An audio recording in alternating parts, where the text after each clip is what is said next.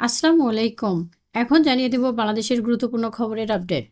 শেখ হাসিনা ও তার পরিবারের সদস্যদেরকে দেশে ফিরিয়ে আনতে কার্যক্রম শুরু করেছে দুদক বা দুর্নীতি দমন কমিশন।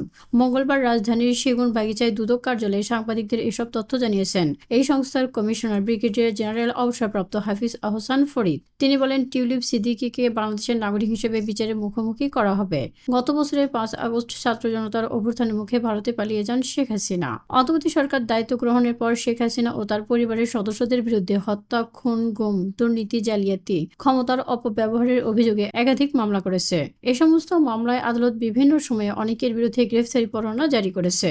বাতিল করা হয়েছে শেখ হাসিনার পাসপোর্ট। এদিকে সাবেক প্রতিমন্ত্রী এনামের ব্যাংক হিসাব শেয়ার অবরুদ্ধ, গাড়ি জব্দ।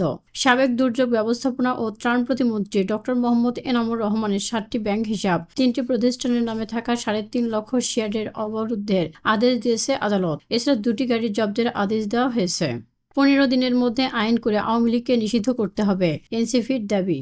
সাংবাদিকদের জন্য ঝুঁকি ভাতা, বীমা ও পেনশন চালুর সুপারিশ করেছেন প্রধান উপদেষ্টা ডক্টর মোহাম্মদ ইউনূস। প্রধান উপদেষ্টা ডক্টর মোহাম্মদ ইউনূসের কাছে শ্রম সংস্থার কমিশন গতকাল সোমবার তাদের প্রতিবেদন জমা দিয়েছে। রাষ্ট্রীয় অতিথি ভবন যমুনায় প্রধান উপদেষ্টার কাছে এই প্রতিবেদন হস্তান্তর করা হয়। অন্তর্বর্তী সরকার গত 17 নভেম্বর বাংলাদেশ ইনস্টিটিউট অব লেবার স্টাডিজের নির্বাহী পরিচালক সৈয়দ সুলতান উদ্দিন আহমেদকে প্রধান করে 10 সদস্যের একটি কমিশন গঠন করেন।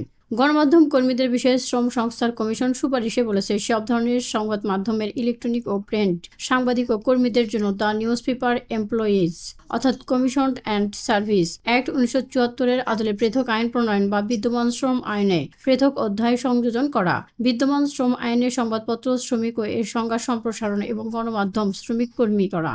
অনলাইন ও ব্রডকাস্ট অর্থাৎ রেডিও, টেলিভিশন সহ সকল ধরনের গণমাধ্যম কর্মীকে অন্তর্ভুক্ত করা হয়েছে। শেখ হাসিনা ও তার পরিবারের 10 জনের এনআইডি স্থগিত।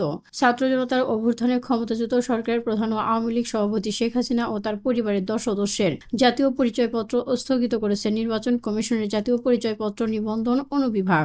16 ফেব্রুয়ারি তাদের পরিচয়পত্রের কার্যক্রম স্থগিত করা হয়। বাংলাদেশ থেকে 725 জন সেনা সদস্য নেবে কাতার, বললেন প্রধান উপদেষ্টার প্রেস সচিব শফিকুল আলম। কাতার বিভিন্ন ক্ষেত্রে দায়িত্ব পালনের লক্ষ্যে বাংলাদেশ থেকে 725 জন সেনা সদস্য নেবে। আগামী 2 মাসের মধ্যে বাংলাদেশ থেকে এই সেনা সদস্য নেওয়া শুরু হবে। মঙ্গলবার কাতারের দোহায় প্রধান উপদেষ্টার প্রেস সচিব শফিকুল আলম এ তথ্য জানান। আর্থনা শীর্ষক সম্মেলনে যোগ দিতে অন্তর্বর্তীকালীন সরকারের প্রধান উপদেষ্টা ডক্টর মোহাম্মদ ইউনূসের নেতৃত্বে বাংলাদেশের একটি উচ্চ পর্যায়ের প্রতিনিধি দল বর্তমানে দোহা সফরে রয়েছে। ঢাকা উত্তরের মশা নিয়ন্ত্রণে কাজ করবে সেনাবাহিনী, সাংবাদিকদেরকে জানিয়েছেন প্রশাসক মোহাম্মদ এজাজ।